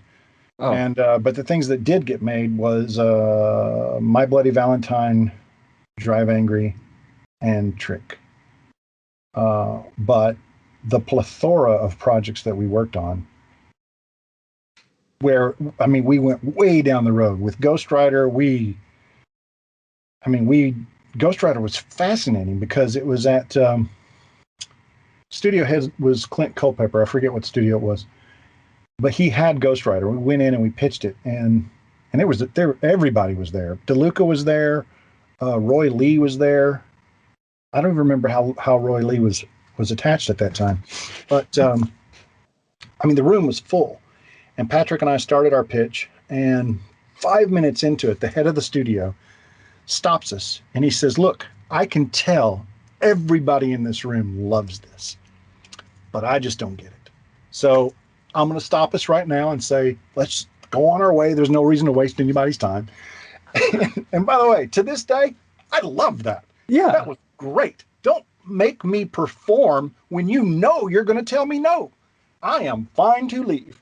And then, of course, some of the people argued while Patrick, DeLuca, and I just sit there smiling. But I don't even remember why I told you that, but I still love that moment. And it was because of Ghostwriter. Yeah. And then Clint ended up letting the rights go away, and DeLuca grabbed them and he took it to DreamWorks, and we went in and pitched it to DreamWorks. Is that right? No, I'm getting my stories confused. That wasn't Ghostwriter. Forget all of that. None of that was Ghostwriter. That was all Fright Night. Oh, all of that was Fright Night. It was Fright Night we were pitching, and Clint said, "Why did I even see? This is why you don't drink, children. It doesn't matter if you quit. The brain cells are gone." So anyway, finally we got Ghostwriter. some kind of important message out. Yeah. Yeah. Don't kill your brain cells, kids. So, well, okay. Because I tried to reconnect to why I brought Patrick up. Yeah, because since you have done a couple of projects together, it feels like you two at least know either, I don't know, do you have a really good working relationship, or do you respect each other and just try to see eye to eye, but you know that what you create is really, really good? I think there's a bunch of reasons for that. I think that we, from the beginning, we had a lot of the same, we thought similarly when we were talking about story. Like I would say, "What if we do this?" And he'd be like, "Oh, that's great." And then he would say something, I'd be like, "Oh, that's great." Because even though I feel like my idea is better than your idea, that's the way it's always going to be, I also can recognize a good idea. So when Noel Cunningham said, "Hey, Jason should cryogenically freeze somebody," I'm not dumb. I mean, that makes sense to me. So that's his idea. I put it in a screenplay, but it's a good idea. Yeah. So Patrick and I were really good with that. Like we could do that quite well. And also when it came time to shoot, I was much more willing to be not the alpha dog. When it came time to shoot, he's the director. It needs to be his vision. I need to be his biggest supporter at that point. And that's helped me in other projects as well. So, I mean, knowing that, because a lot of times a director doesn't want the writer on stage or on set because they don't want the writer second guessing everything that they're doing.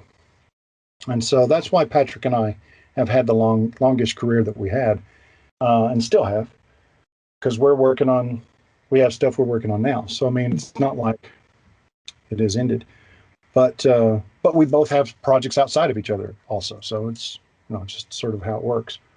But, and that is better because when Patrick is directing something, I don't necessarily need to be right there. I mean, I can go off and write something. And so that's a good thing. Certainly, it's a good thing for me. We mustn't forget me. But I think that's a great thing as a writer, being able to feel that you can actually hand the reins over of something creative to somebody's. Why can't I speak anymore? But brain cells. Yeah. See, don't. I'm gonna have to drink even more to make it work again. No, but trusting someone to actually get what you're doing, and at the same time letting it go because it's going to be great. Because I think what Patrick and you have done has been pretty damn good. Yeah, I mean, it's a shame that. I mean, I know I was referencing the wrong story with Ghostwriter, but Ghostwriter was fun. I mean, that was fun to do. DeLuca had the rights. We had just done Drive Angry. And DeLuca liked us, and he had the rights to do the next Ghostwriter. And by the way, that's why Nick Cage is in Drive Angry, because DeLuca knew Nick from the first Ghostwriter. And so we were pitching the second one. I wanted to ask about that connection. Yeah. Yeah. And so it didn't get made, but it was fun. And the story's, still out there in the world somewhere because they never bought it. So, I mean, we could retell the story again, I guess, one day. Avi, who controlled the rights for Marvel, or from Marvel, thought our version was too violent. So we didn't get the job. But then there's Halloween 3D and Hellraiser and The Fog. I mean, we've pitched and worked on tons of stuff. Like for what we did on The Fog, we turned The Fog into a TV series. We had 5 seasons, episode after episode after episode. I mean, and it just doesn't happen. So it can be a brutal business when you do that much work, and you not only do you not make any money, but you have nothing to show for it. So, which is kind of why I like my tool shed, because I can build something, and at the end of the day, I may not be finished with it, but there's a stick sticking up in the air, and I like that. I mean, that's actually true, because when I write an article or a script or something, when I finish it, it feels good. It's there, but that's all there is. It's like I can't throw it out on Facebook and here, guys, I made something cool. Just read it, because then it's not gonna be interesting to watch if I ever make it. But if I make a latex mask or something that I can actually hold, I can let people touch it. So it's bloody hard being a writer in any capacity, I feel. Yeah. It's a weird business when you walk on set and just about everybody on set believes that they can do what you do better than you. And so, when I walk on set and I see a guy with a camera, there's no way I'm thinking I can do anything with that camera. But everybody sort of feels like they can write. And it's so it makes it a little bit more difficult, especially when you're dealing with people who are your boss. And, so how do you handle that? So that can be tough. Yeah, bet, but it kind of feels like when a producer tries to direct. Even if they're not the director, they always like try to do things they don't understand, because it's just like talking and telling somebody to do what they're supposed to do. That's not directing, really. Like with writing, it's not just putting words on a page, it's actually understanding the structure and letting something grow. So I feel that I'm not feeling the frustration in that you have, but I can feel the kind of frustration. Just the bits and pieces of it makes me so anxious. There's a movie I just sent Patrick. I texted him a picture. Where's my phone? Texted him a picture yesterday. I can't remember the name of it. A movie that where is it? The Deep House. You know The Deep House? No. Oh, that's a good-looking poster. It's a good-looking poster. It's French, and I don't know if you could see it well there, but it's a house. It looks like in a ravine underwater with divers coming down to it. Patrick and I created a story called Narcosis ages ago, and it was about a group of high school friends who once they went off to college, every summer they would come back together because they all went off to different colleges, and they would do something thrilling. They would do some they do some like skydiving. They were, because they were all kind of thrill seekers. And so one year that they get back together, they're going to do a non-decompression dive to this town that was, because this happened in the South a few times when they built dams. Towns that were there were moved. The buildings were still there, but all the people moved, and the town would end up being flooded. And so they were going to dive into this town, looking for, forgotten treasure and that sort of thing. And what they do is they uncover a ghost story underwater. And so it was an underwater ghost story. We pitched it everywhere, and everybody loved it. I mean, we got praise for it constantly. But everybody also said it's just too expensive. There's no way we can shoot this. Because this would have been back in, I believe it was before Drive Angry. Maybe it was before Bloody Valentine. I can't remember. It's been too long. But the only place that wasn't scared of it was James Cameron's place. Of course. They were like, oh, yeah, this is doable. I don't know why they ended up not doing it, but they weren't scared of it at all. But anyway, I see that poster and I'm like, oh, somebody finally made it. Now, that I don't know, there may not be any budget to that. I have no idea. I don't know nothing of it. I just saw the poster. But it seems to be from the ones who made Inside and Livid and Among the Living, and those are pretty well made. So yeah, I know. It's something that I will not watch the trailer if there is one, because I would watch that. Precisely. Has intrigued me. Plus, and I have, because I have something similar, so I'm like, I want to see what they did with it. So that'd be great. Yeah. And but I mean, that happens a lot. You'll come up with an idea and then you see it, somebody else makes it. And I'm not saying anybody steals anything. That just happens. I mean, it happens all the time. We had a kind of odd experience last year because they released a movie called Fat Man with Mel Gibson. Yeah. And we basically, we made that movie, like we made that short back in 2014, I think. I think so. Yeah, of course, like no budget or anything, and we friends having fun making a okay movie. It was short, and like, okay, I'm gonna write. I actually wrote a feature-length story of it, making it a little bit darker. But Sweden is like, you're not gonna get money if it's not a drama where a husband beats his wife. It was like, or if it is a police thriller. That's very true. So I was just sitting on that script, and then Fat Man came out, and I was like, well, okay then. So I'm glad somebody made that idea, but yeah. Frustrating. I mean, it certainly happened over the years to me. Like Riddle Me This, which I said, that's how I met Jonathan Hensley, who was this writer who'd done all this stuff. That screenplay was full of booby traps. And it was basically the killer would call the police and send the police to a domestic dispute. And the police get there and they find a woman hanging over a vat of acid with one of those old cassette decks, and it says press play, and you press it, and there's a riddle. And you have to solve the riddle, and then chink, chink, chink, she starts lowering into the acid. You have a limited amount of time to solve the riddle. So it's called Riddle Me This.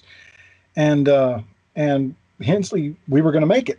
And then he got Punisher, so he and Thomas Jane went off to make the Punisher. And then Saw came out.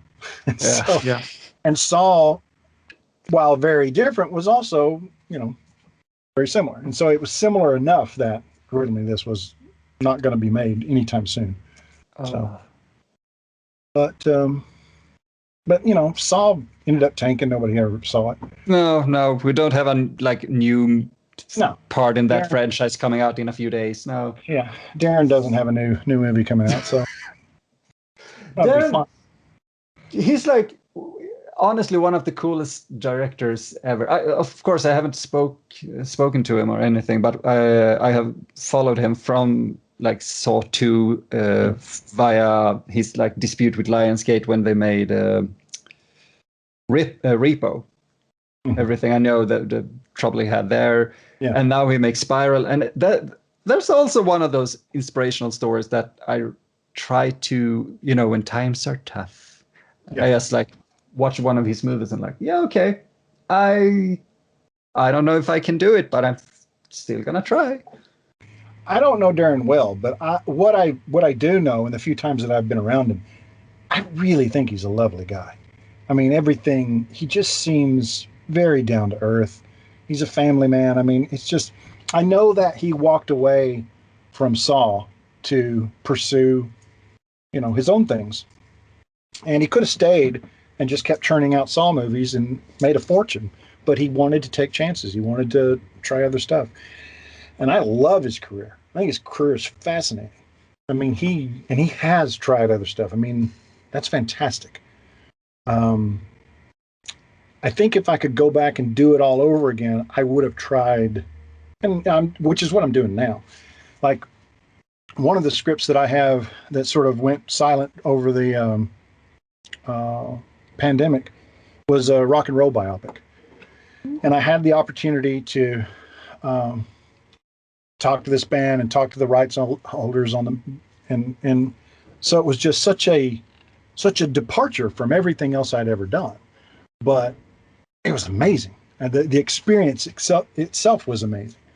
And so now that the world is, slowly reopening, I am looking forward to pursuing that one. But that's why I like Darren's career so much, because he's just fascinating to me. Yeah, I love a director or writer or actor really that tries everything. Yeah. Darren is that, Cage is that, and I can't remember, come up with any writer who is that, but you try to, so that's, I would love to see you do a rock and roll biopic. Mm-hmm. But have you ever, I think we're going to try to wrap it up because we're almost 2 hours. So I'm sorry if we're taking up a lot of your time. But I work out of the shed. I'm fine. Yeah, I'm working right now. Let's talk movies.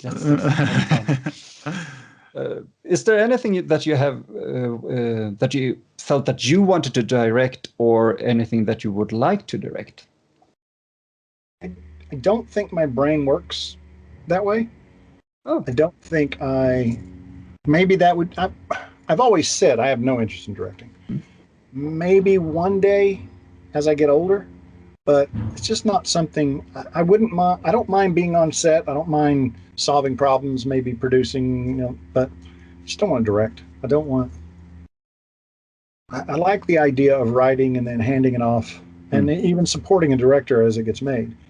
I don't think I want to be, I had a director recently suggest to me on this thing that's coming up, he was like, would you like to run second unit? And I was like, no. No, I actually don't want to run second unit. I don't want to don't want to. And I think he was saddened by that. And I was like, look, and I backed up. I said, look, if you tell me exactly what you want, then sure, I can go out there and you know, and keep morale up and get everybody, you know, together. But as far as wanting to do that, no, I don't have any interest. Okay. No, I totally get that, actually. I think in Sweden, at least, it's kind of like, if you want to do any kind of genre movies, you basically have to become a one-man band. Mm-hmm. So you have to write to have something to direct, and you have to direct because nobody else is going to do it. Most of the time, you're going to have to act as well. I was going to ask this earlier. Does everything go through the government? No. A lot. It's not like, say, Ireland or Australia, where the funds all come from the government. Most of it does, but not. We have some like investors and such, but it's not a big thing in Sweden. Well, do you guys, is BBC your viewing, or do you have your own? We have our own. You have your own. Okay. Yeah. But when we have like, is it your own programming, or are you watching BBC produced material? Like when I go to Ireland, most of that is BBC produced material. Oh, interesting. No, we have BBC, some BBC channels, but we have our own produced things. Okay. Mostly it's like based on. You can always see that like at the end of the credits, based on like Four in a Bed from BBC, and like, oh, okay, so it's not original, but it's the Swedish take on it. Yeah. Oh, okay. Yeah. So it's kind of interesting, and that kind of, interestingly enough, helps when you're pitching something to like a more major thing, like the government, or SVT, as it's called, Swedish television. Yeah. So when we can say, you know, it's kind of like this, but a Swedish version of it, then they go like, oh, and it feels so weird, because it feels so easy to just say, yeah, it's like this, but Swedish, and they go, yeah, we want that. That's brilliant. And then you never get any money anyways. But so yeah. we mostly try to like finance a lot of stuff like, yeah, and well, that's the reason I haven't made a feature yet, because it's pricey. It's kind of hopeless, really. But that's why we haven't made any Swedish-centered movies, really. We try to find an audience outside Sweden, and that went so much faster than when we tried to like get our foot into the Swedish movie industry door. That they just like laughed in our face when they said that we wanted to make horror, and then we like contacted a couple of like French distributors, and they were like, "Dude, that sounds awesome. We want that." So, kind of sad, but at the same time, fine. If Sweden don't want it, maybe someone else outside in Europe wants it. So yeah, well, it always makes me sad talking about that, but it's interesting. I'm paying attention. I'm just telling my wife I'm on the phone. That's totally fine. Well, the reason I ask is because she being Irish and she being an Irish producer, we can go do stuff in Ireland. And so we have a horror project that we're going to shoot in Northern Ireland. Oh, in Donegal, and I go up there in the middle of nowhere, and it's lovely up there. And then we're thinking about moving to Wicklow, buying a place, and so we'll spend our time between here and Ireland. Oh. But just to get out of town and go take because she's got some Irish stories, you know, based on Irish myth that we might enjoy playing around with, and so we'd be up in sort of your neck of the woods. It'd be a couple islands away. Yeah, it's like you just like I live in Gothenburg, so it's kind of close enough, Yeah. It's kind of interesting, really. But so feels so weird that I haven't asked about that. So she's a producer as well. She is, yes. Yeah. She produced Trick. Oh. So she's one of the producers on Trick. She was the physical producer. She was there every day, handling details. There was another producer who stayed in LA, who I will never work with again. Oh. Feel free to print that. I think there's nothing wrong with saying that I will never work with that person again. I mean, I think we as a business should be able to say that. Yes. I'm not saying anything bad about her. I'm just saying I will never work with her again. But I'm going to work with my wife again. I should probably marry her if I'm going to call her wife, but that's fine. The truth is, we planned on getting married in Greece, and then the world fell apart. So we probably still will. But yeah, I mean, I love Europe, but as a kid from Kentucky, there was never, at no point in my life did I ever think that I would know the world, that I would see the world. I wrote, again, it's a script that's sitting there on a shelf now because of the pandemic, but I wrote it in Dubai, which was a true crime based on a true story that takes place here in the States. But she was doing a show in Dubai, and I can write from anywhere, so why not write it in the hotel in Dubai? And so that's what I did. And so, I mean, I've been fortunate that a kid from Kentucky can come over and travel the world. And a lot of guys I grew up with have no idea that Norway and Finland are on the two sides of you. They don't know that because they never left Kentucky, and they never even thought to look at a map. So I am fortunate in that way. But, that's just, I don't know. I love that. So I like the idea that I could leave and go make movies somewhere else, even though it'll be hard. I don't think it's easy to make movies anywhere anyway, so why not go to a cool location? No. I mean, it's funny because there's a thing that I've noticed, certainly with writers, and I've certainly noticed it here in the community, is that we really don't hate each other. Like there's some competition, but at the end of the day, when a writer gets a movie, we're all genuinely excited for him because we know how very difficult it is for he or she to get a movie, and it's just tough. And if you get a movie made, good on you. There are so many things that can go wrong. So I think that's one of the things I really love about the horror community. It feels like there's no other genre that has that kind of fandom or love. Mm-hmm. I think like connecting with people all over the world, it's kind of amazing, just like over a movie or a couple. Yeah. While I liked Commando, but I don't see like a community over the 80s action movies, really. It feels weird to say that because it feels like it should be, and maybe there is, but I haven't seen it. There's no like 80s action con. No. But there should be. Yeah, of course it should be. Yeah. I would love that. I would go to it in a heartbeat. But I guess I have to do with horror. I mean, it's interesting, the world that we now live in, because when I started, it was just Dimension and New Line. Nobody else was doing horror. And then Scream came out and everything changed. And so now it's every channel has, every network, every cable company has a number of horror shows.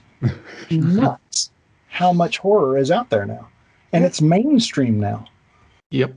It's crazy. And I love it. I mean, my daughter and I just watched Freaky together. She hadn't seen it. Oh. It's amazing. It's hilarious. It's open-minded. I mean, everything about it is just brilliant. But it's also recognizable because it's like we've seen body swapping before. That's not new. No? So it's just, I mean, how do you not? I don't know how it took so long for horror to be accepted, because it's kind of every genre rolled into one. You can have drama, you can have comedy, you can have scary, you can have romance. It's all there in one genre. So I love horror. Maybe that's the thing that like confuses the Oscars, why horror never receives any Oscar nominations, really, because it's so many genres that they go like, oh, we don't know what prize we should give it. So Get Out got close, right? it got close. Matthias, was the movie nominated? I think the script was nominated. Yeah, I think so. Can't remember, but I know it got close, and Kathy won for Misery. That's true. Yeah. We got a couple for Silence of the Lambs, but some people would not. That's call right, that. Silence of the Lambs. Yeah. Yeah, but they would not call that a horror. Yeah, exactly. That was a thriller. Oh, okay. Yeah. No, that shit is horror. I will die on that hill. Oh, that's a sword I'm welcome to fall upon. Yes. I mean, I'd rather you get me here in the side, or I don't want to die. No, but I'll take the wound. Exactly. Yeah. So, what's the rest of the evening have planned for you fellas? Oh, do we have anything fun planned, really? Because it's what? It's 11 o'clock there? It's 8. Yeah. 8 o'clock. Right, so 6 there. Yeah. Yeah, so it's earlier than I thought. I can see. Pubs aren't even open. No, exactly. I can't get my brain cells wasted. According to IMDb, Get Out actually won for Best Original Screenplay. Excellent. Hey, that's awesome. So happy for that. Yeah. Well, I don't know actually. What are we doing? Are we our chief editor up? Should we like? I guess we could harass him later on. I have to post a thing on Instagram for all the reviews that have been posted on the site. That's so fun because you said harass him, and I was exactly the same word. I was thinking so. Yeah. Well, he's a lovely guy. He's like, when we said we were going to have you on, he was like, oh, that's really cool. Can you do it in a video so we can get it up on YouTube? It's like, yeah, you can make that happen. So we have the technology. Yeah, exactly. So I think that's it, really. I've been working like on I guess you could call it like a pitch. I'm putting together like a script and some, like a mood board and such for a project that might happen this year.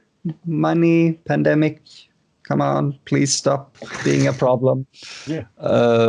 So, and I'm like, that's the first project in a long while I'm really excited for. Mm-hmm. And I kind of want to talk about it, but at the same time, not when we're recording and stuff, because it feels almost unique. And I haven't been able to say that word in a long time concerning one of my own projects. So I think I might just, take a cup of tea and read some Sherlock Holmes or something. I'm very British, apparently. I have a possum that keeps eating all my goldfish in my fountain. So I'm not going to kill the possum because he's too fast. But I'm going to I've got this wire mesh that I'm going to put over the, it's thicker than a mesh, I guess, but I'm going to put it over the fountain. Maybe that'll stop him. I went for a run one day and I found this giant aquarium just sitting on the side of the road, and it was filthy. And so I drove back and got it, and I put it in the backyard. And so it's also full of goldfish, and the possum keeps trying to get them, but it's too big. It can't reach. But I need to cover it as well. So that's my day. That's I did not expect to hear that sentence say, I'm going to have to stop the possum from eating my goldfish. That's like, what? I I would like to say I'm one of the few that's ever said those words together. I think you can take pride in that. I think you are. Jesus. Please. So how did your horror podcast go? Oh, it was great. We talked about possums. I think if we talk to our chief editor, we should say just that. Yeah, we talked about possums. What? That should be the headline on Instagram. Yes. Yeah. Yes. Oh, we're gonna do that. Yeah. We maybe we should wrap up because now I get some ideas that's not interesting to take like on mic. Do you have like some? Yeah. Yeah. Then you can tell me your story. My story? Do I have a story? Oh, you said you had an idea, but you didn't want to say it on. Yeah, exactly. If you want to hear it, I do. Now I'm proud. But we have quite a fun segment that we always end all our episodes with. So we usually ask each other what kind of beverage or drink would we like to consume during the movies we have watched. Is it a good movie? Then maybe we don't need the heaviest alcohol. But if is it a cozy movie, might just have a tea or coffee. So what would you recommend people to drink if they decide to watch Jason X or Drive Angry? Jason X is definitely beer, probably an IPA. And Drive Angry is, I would say whiskey. I would personally go with Jameson because, I have Irish ties. But I think Nick is swigging a Jack Daniels, probably. But I would say whiskey with Drive Angry. Nice. Yeah, that's fun. Yeah, I was about to say, to me, that's like a fireball shots movie. Yeah, that absolutely works. So this was so much fun. I hope we can do this again because we have some people back. Oh, see, thanks. Oh, of course. This is. Oh, I'm so excited now. So thank you so much, Todd, for being on our Swedish little podcast.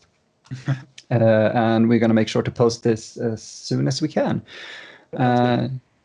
So any last words? Do you want to say anything? Don't do drugs. That's a perfect send-off, really. Don't drink, don't do drugs. Yeah, we can actually wrap it up there. So thank you, everyone, and have a good one. Bye. Bye.